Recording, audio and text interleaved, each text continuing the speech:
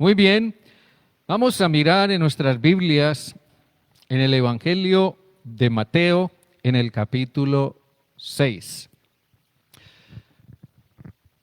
Un pasaje que nos es muy conocido, pero que he sentido y he podido percibir que lo que Jesús enseña en este pasaje que vamos a considerar esta mañana nos es muy pertinente para nuestras vidas en estos tiempos actuales, en estos tiempos que siguen siendo, digamos, en alguna manera complejos y que siguen manteniéndonos en una cierta incertidumbre en cuanto a muchas cosas en nuestras vidas.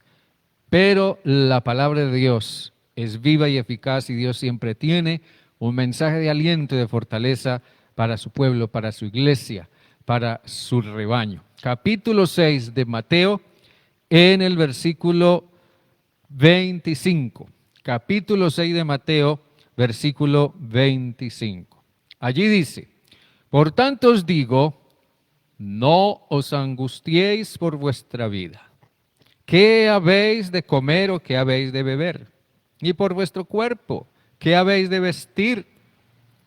¿No es la vida más que el alimento y el cuerpo más que el vestido? Mirad las aves del cielo, que no siembran, ni ciegan, ni recogen en graneros, y sin embargo, vuestro Padre Celestial las alimenta. ¿No valéis vosotros mucho más que ellas? ¿Y quién de vosotros podrá, por mucho que se angustie, añadir a su estatura un codo?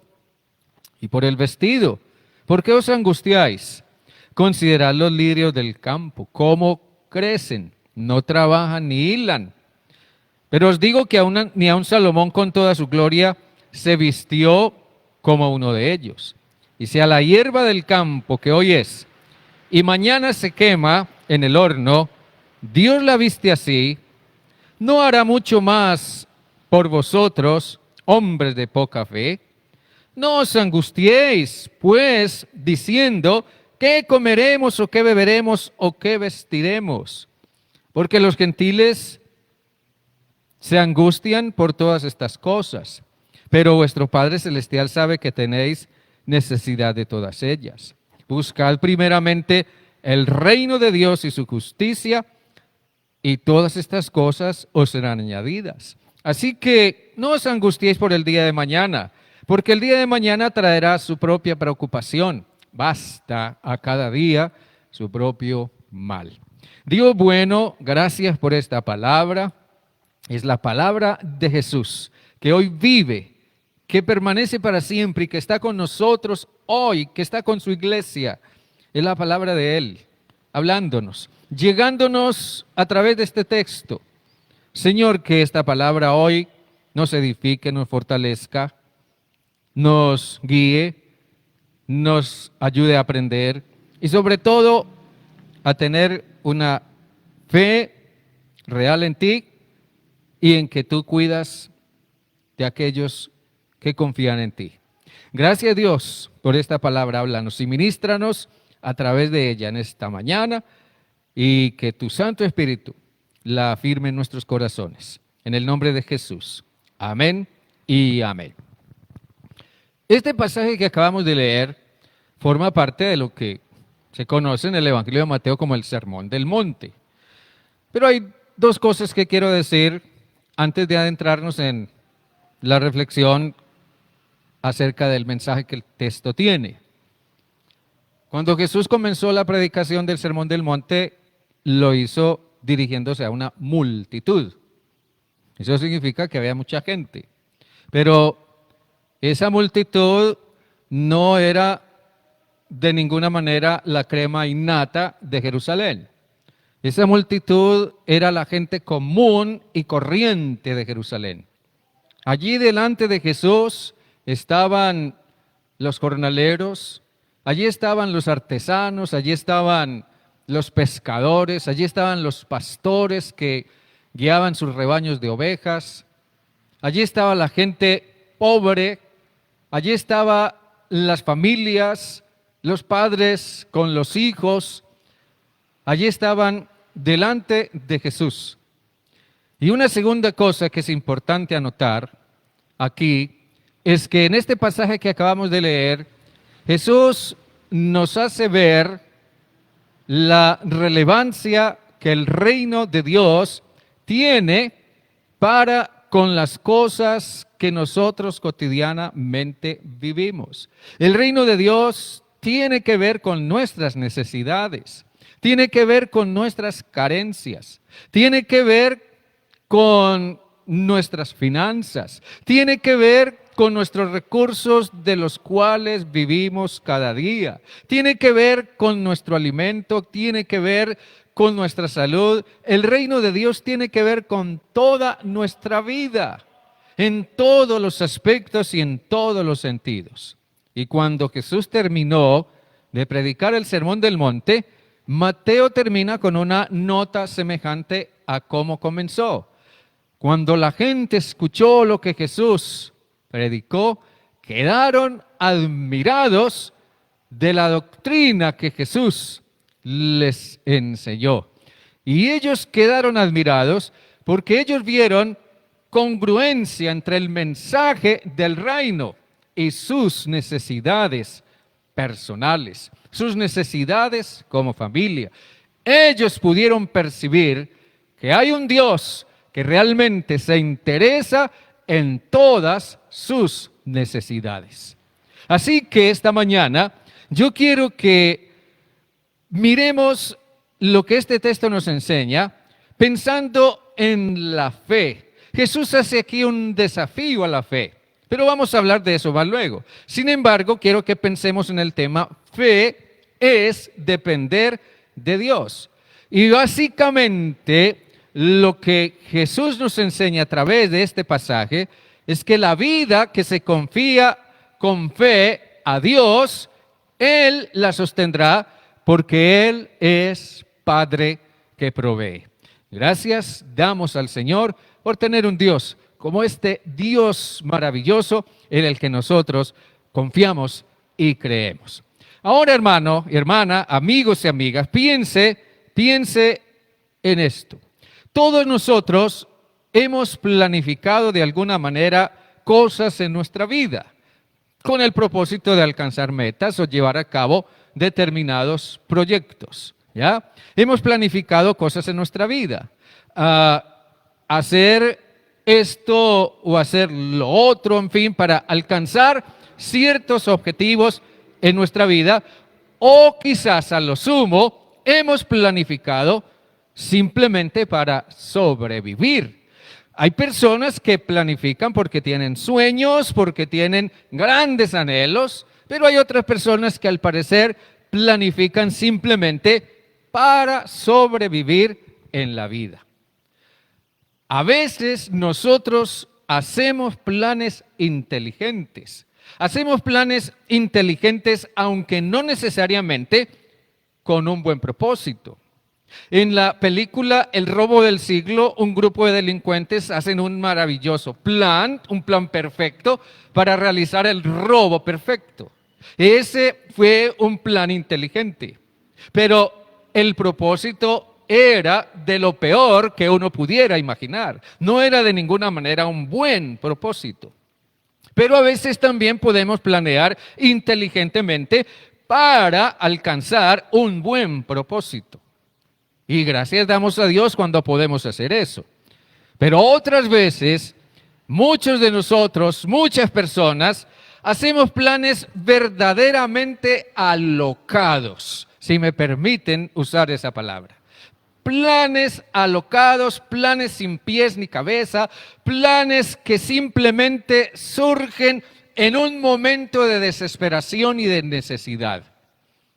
En un programa que en cierta forma me gusta mirar, que se llama Alerta Aeropuerto, constantemente están mostrando casos en diferentes aeropuertos del mundo donde las personas son, mantenidas bajo vigilancia por las autoridades que tienen que ver con el narcotráfico y todo eso, para detectar personas que puedan estar tratando de contrabandear droga hacia otros países. Y los casos que uno ve ahí son realmente lamentables. Ve uno gente joven, gente madura, gente incluso ancianos, que por alguna razón están tratando de introducir algo ilegal a otro país.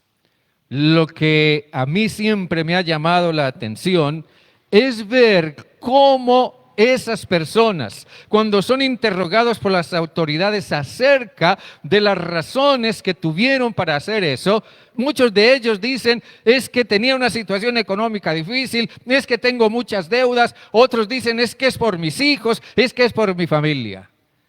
Pero esos planes fueron planes alocados, planes que se hicieron sin pensar en las consecuencias y que de ninguna manera podrían traer nada bueno para la vida de nadie. Los elementos que Jesús menciona aquí en este texto, la comida, la bebida y el vestido, todos esos tres elementos en un sentido, digamos, en un sentido metafórico, generalizan toda la gama de necesidades humanas. Y nos hacen ver que generalmente a partir de esas necesidades tan humanas, tan reales, muchos de nosotros hacemos planes en los que la comida, la bebida y el vestido se convierten en lo que hay que buscar desesperadamente a como dé lugar, sacrificando muchas veces incluso la familia que decimos amar tanto, nuestra propia libertad, nuestra propia integridad y sobre todo nuestros propios valores y nuestra dignidad. Hace un tiempo yo miraba una foto de un migrante centroamericano que, tratando de entrar a los Estados Unidos, atravesó un río. Él iba en compañía de su hija, una pequeña niña como de 2 años. Él se ató la niña a la espalda para vadear el río, pero la corriente del río lo arrastró y él se ahogó junto con su niña. Luego apareció en una de las orillas del río, en una situación realmente deplorable. Ese es un cuadro trágico, es un cuadro impresionante y muestra lo que estamos diciendo, lo que es planear, impulsados por la desesperación de una manera alocada. Eso es apenas una muestra, por cierto, trágica, de lo que vive la familia, de lo que vive la familia hispana, de lo que vive la familia en general en muchas partes del mundo. Familias muchas veces víctimas de regímenes tiránicos, de sistemas financieros explotadores, víctimas del consumismo alentado para mantener la economía de los que se enriquecen, víctimas de la alienación de Dios, de no razonar de manera inteligente acerca de lo relevante que es Dios, sino simplemente pensar como si Dios no existiera, lo cual convierte a las personas en una especie de seres brutales. El profeta Isaías percibió mucho de esa realidad en su propio tiempo. En un tiempo cuando el pueblo de Israel atravesaba una profunda crisis espiritual, moral, política, social, en todos los sentidos. Y en el capítulo 8 de Isaías, en el versículo 21, él nos hace ver algo o nos describe un cuadro que yo pienso para nosotros es hoy día muy actual. Dice en el versículo 21, capítulo 8 de Isaías: pasarán por la tierra fatigados y hambrientos, y acontecerá que a causa del hambre se enojarán y maldecirán a su rey y a su Dios, levantando el rostro con altivez, y mirarán a la tierra Y he aquí tribulación y tinieblas, oscuridad y angustia, y quedarán sumidos en las tinieblas. Cuando no se tiene presente a Dios, cuando Dios no está presente, el corazón se llena de indignación, de ira, de frustración, de rencor. Entonces se entra en una situación en la cual no se piensa, sino a partir de la desesperación. Entonces se hacen planes a partir de la angustia. En el pasaje que estamos considerando en Mateo, se mencionan 3 o 4 veces el término angustia. Este pasaje pareciera estar marcado por la angustia. La multitud que está allí delante de Jesús es una multitud de personas angustiadas. Es una multitud de personas preocupadas en cuanto a lo que haya de ser su futuro. Una cantidad de personas preocupadas con respecto a su trabajo, sus finanzas, su salud, sus hijos y su familia en general. Es gente angustiada. Es gente angustiada lo que tiene Jesús allí delante de él. Y Jesús les dice que cuando se planea a partir de la angustia, igualmente vamos a vivir con angustia. Jesús les dice que la angustia establece por sí misma prioridades equivocadas. Nos hace pensar que hay cosas que realmente son prioritarias, pero en realidad no lo son. Y las prioridades equivocadas generalmente dejan fuera a Dios. Cuando yo planeo a partir de mi angustia y establezco prioridades equivocadas, Dios necesariamente queda por fuera. Él no está en control. Y si Dios está fuera, no hay futuro prometedor de ninguna manera. Todos tenemos un desafío de fe que vivir cada día, en el que somos desafiados a confiar a Dios nuestra vida con la certeza de que Él nos sostendrá. Subrayemos aquí 3 cosas con respecto a esto. Estamos diciendo que Dios nos reta, nos desafía, nos anima a confiar en Él, a depender de Él y a confiar a Él toda nuestra vida, día a día, pero hacerlo con la certeza de que Él la sostendrá. Pero aquí surge una pregunta: ¿por qué habría de hacer Dios eso?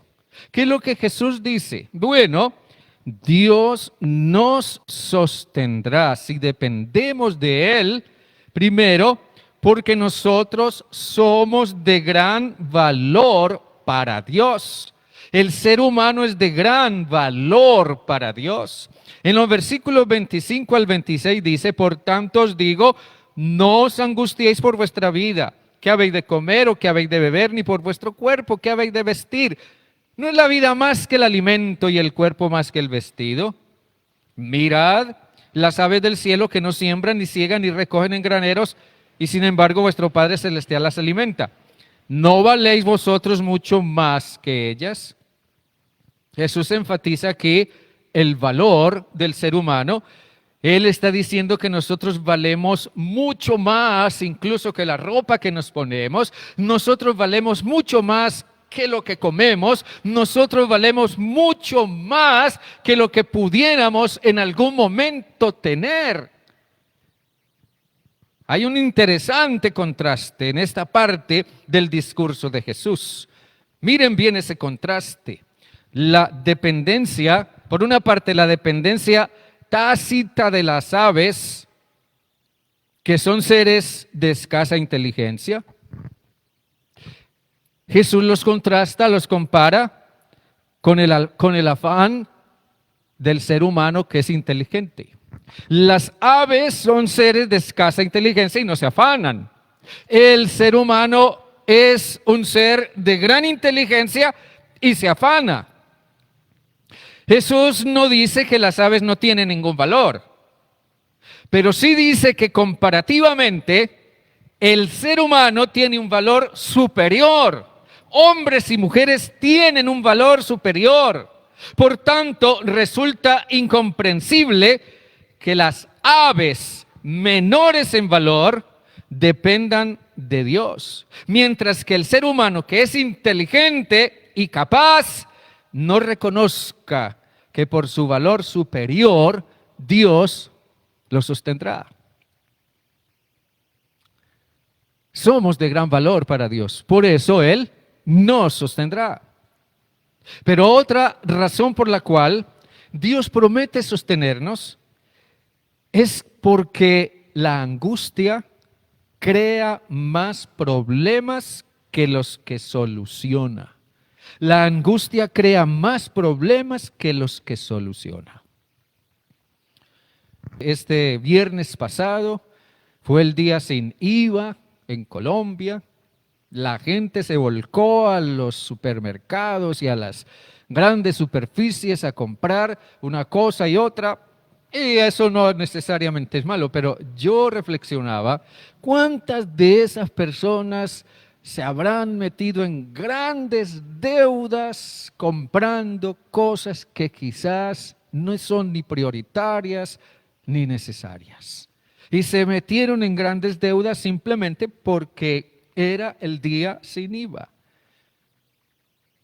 Y la pregunta es, si mañana o pasado van a tener con qué pagar esas deudas, o no se habrán echado un lazo al cuello con algo que después no van a poder de una forma adecuada manejar.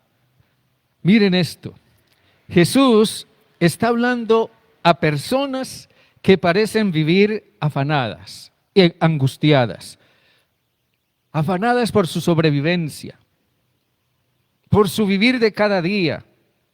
Y bueno, no era para menos, dadas las condiciones de vida propia de esa época. Esa era una época, bueno, muy parecida a la nuestra, pero quizás un tanto más compleja, un poco más difícil. La época en la que Jesús vivió fue la época del emperador Tiberio en Roma.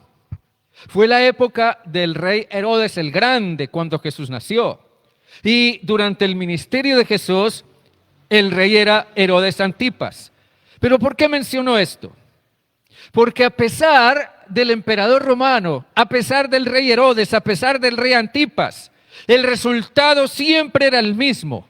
Lujosos edificios en las ciudades, pero miseria y pobreza en las aldeas. Riqueza y ostentación en las grandes élites urbanas, pero deudas y hambre entre las gentes del campo. Enriquecimiento progresivo de los grandes terratenientes, de los grandes empresarios, pero pérdidas de tierra y de bienes de los campesinos pobres.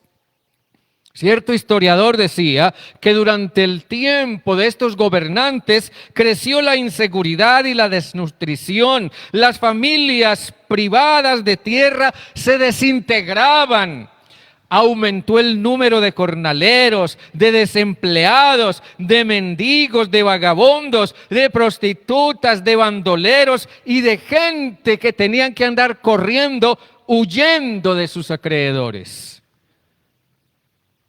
Y ese historiador anotaba, y toda esa gente, nada podían esperar, ni de Tiberio, ni de Herodes, porque a ellos no les interesaba para nada la situación de la gente. Esto nos hace ver un contraste inmensamente grande entre lo que pudiera hacer un determinado poder estatal por la gente y lo que sí promete hacer Dios por aquellos que confían en Él. El afán, más allá de lo natural, parece ser para mucha gente una condición crónica que afecta y determina toda la manera de vivir. Yo les decía hace un momento, este pasaje está marcado por el concepto de la angustia. Jesús dice una y otra vez, no se angustien por esto, no se angustien por esto otro, no se angustien por el día de mañana, no se angustien por lo que piensan que no pueden controlar, no se angustien. Piensa en el concepto de la angustia. La angustia es un estado de desasosiego, generalmente psíquico, mental. Es un estado de inquietud profunda. Es un estado de inseguridad, ya porque hace falta algo que no tengo o algo que necesito. Y generalmente la angustia se acompaña de preocupación y puede desembocar en la depresión clínica. Este discurso de Jesús está marcado por el concepto de la angustia. Se refiere a personas que andan empujados por la desesperación extrema, que planifican sus vidas a partir de la angustia y a partir de su desesperación procuran solucionar sus problemas. Esto es algo así como si yo cayera a un abismo y cayera en el vacío e instintivamente moviera mis brazos y me agarrara de lo primero que pudiera hacer. Pero la realidad es que la angustia no soluciona nada. De manera irónica, Jesús hace ver que no puede ni siquiera la angustia aumentarnos 1 centímetro de estatura.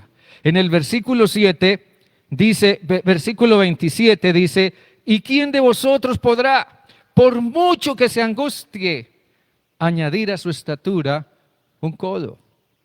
Este es un dicho un tanto irónico y una especie de proverbio en labios de Jesús. ¿Quién, por más que se angustie, puede hacer que una situación que no puede controlar cambie?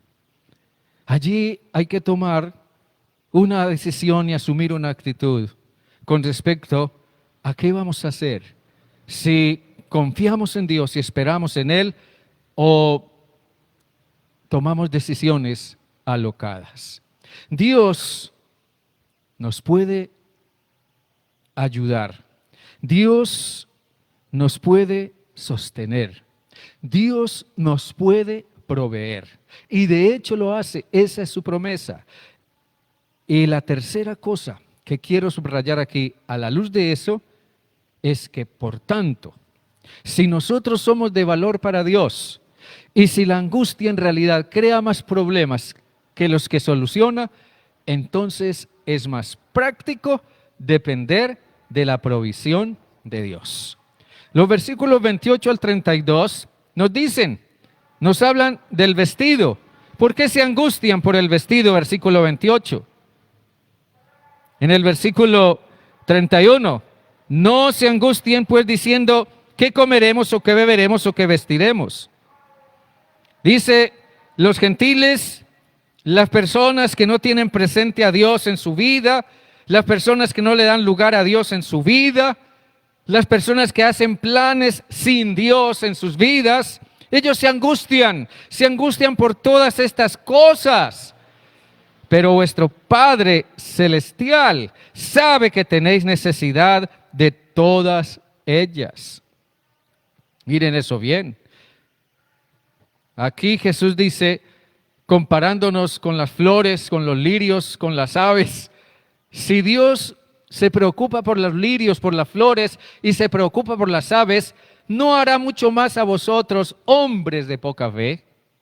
Es obvio que la gente se preocupaba demasiado por las cosas secundarias, la comida, la bebida, el vestido. Todo eso representaba, digámoslo así, la trilogía de preocupaciones características del mundo, características de los gentiles, de las personas que no dan lugar a Dios en su vida. Al punto que se invirtió el orden de prioridades. Ya no era como debiera ser. Las prioridades se convirtieron en vestido, comida y bebida. La vida entonces se invertía en esforzarse por conseguir solo con qué vestirse, con qué comer o con qué beber. En otras palabras, estas personas vivían solo para vestirse, vivían solo para comer o vivían simplemente por vivir. Vivían solamente por sobrevivir, comían para vivir y vivían para comer. No había un propósito en sus vidas. Y tal vez eso sea representativo de cómo todo nuestro esfuerzo puede reducirse solo a conseguir cosas que son secundarias en la vida. Pero creo que Jesús busca hacernos ver cuál es el estado de nuestro corazón y qué es lo prioritario en él. Si nosotros dependemos de Dios, como los lirios, como las aves, Él promete hacer por nosotros mucho más que lo que pudiéramos hacer nosotros mismos. Es lo que Dios promete, porque Dios nos da lo que necesitamos para nuestro bien, porque Él sabe de qué cosas tenemos necesidad. Una vida con un orden invertido nunca nos librará de la preocupación y la angustia. Sí, el orden de prioridades en el mundo es alimento, bebida y vestido. Ese es el orden de prioridades en el mundo. Por eso Jesús plantea un orden de prioridades mejor, un orden de prioridades diferente. Él dice: buscad primeramente el reino de Dios y su justicia, y todas estas cosas os serán añadidas. El orden de prioridades que Jesús establece es distinto. Primero el reino de Dios, primero depender de la voluntad de Dios, primero someter todas las cosas a la voluntad de Dios y esperar en Él. Y Él promete que todo lo demás será añadido. Ese es un orden de prioridades mucho mejor. Primero el reino de Dios y segundo las demás cosas serán añadidas. La traducción en lenguaje actual dice este mismo texto de esta manera: lo más importante es que reconozcan a Dios como único Rey, que esa sea su prioridad máxima, y que hagan lo que Él les pide. Dios les dará a su tiempo todo lo que necesiten, porque Dios es fiel. ¿Ven esto, hermanos, hermanas, amigos y amigas? Ahora, allí está la gente frente a Jesús. Allí está la gente en medio de esa multitud. Allí está la gente pobre. Allí están las familias digamos, de clase baja. Allí está la gente que simplemente viven de un jornal al día. Allí está la gente sin trabajo, allí está la gente con deudas, allá está la gente cuyas tierras han sido hipotecadas, allí está la gente preguntándose qué van a comer al final del día. Todo eso basado en su propio orden de prioridades. Pero Jesús los desafía a dar un paso, un gran paso de fe. Yo creo que estos tiempos para muchos de nosotros son un desafío a nuestra fe y son un desafío a dar pasos de fe para depender de Dios. Jesús los invita a dar un paso de fe y les dice: ¿qué tal? ¿Qué tal si invierten el orden de prioridades? Pongan en primer lugar al reino de Dios. Atrévanse a poner en primer lugar el reino de Dios. Confíen en poner en primer lugar el reino de Dios y su justicia. Y la promesa de Dios es: las demás cosas serán añadidas. El punto sencillamente es estar dispuestos a dar ese paso de fe y esperar en el Señor. La fe, en este sentido en el que lo estamos planteando a partir de este pasaje, la fe es simplemente la contraparte radical de la angustia. Cuando hay angustia, no hay fe. Pero cuando hay fe y esa fe está puesta en Dios y en el poder de Dios y en la provisión y en la fidelidad de Dios, entonces no hay angustia. Siempre tendremos que elegir entre la angustia y la fe, pero las dos cosas no siempre pueden convivir en igualdad. Por eso, la vida que se confía a Dios con fe, Él la sostendrá, porque Él es Padre que provee. Qué lindo pensar en Dios como Padre. Hoy que es el día del Padre. Hoy que los padres quizás están preocupados por sus necesidades en sus hogares. Dios es el Padre perfecto que también se acuerda de la preocupación de los padres. La vida que se confía a Él, Él la sostendrá, porque Él es Padre que provee. Hermanos, hermanas y amigos, depender de Dios cuando nosotros no podemos hacer nada.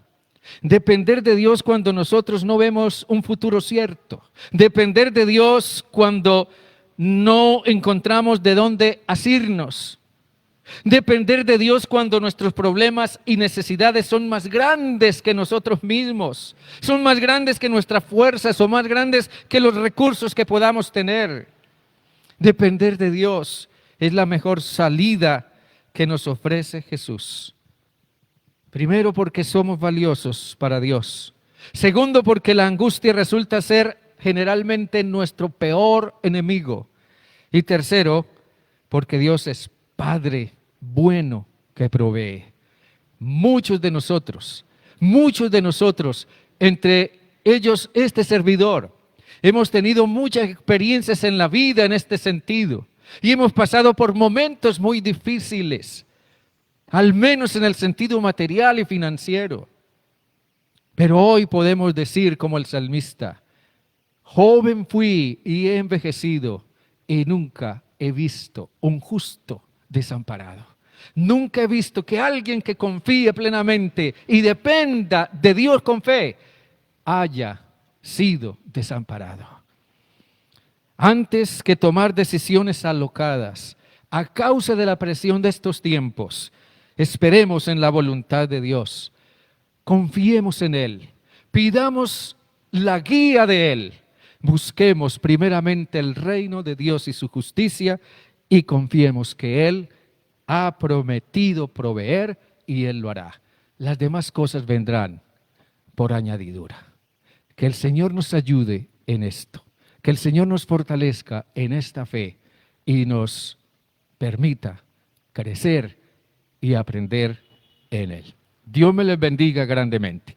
Un saludo y un abrazo muy especial a todos los papás en este día. De verdad, desde acá, desde la distancia, mis felicitaciones a todos los papás por su día. Que hoy el Señor, que todo lo provee para aquellos que dependen de Él, sea con todos los papás, proveyéndoles lo que necesitan para sus hogares. Hermanos, déjenme orar, por favor. Dios bueno, maravilloso es tu nombre, exaltado y glorificado seas por siempre.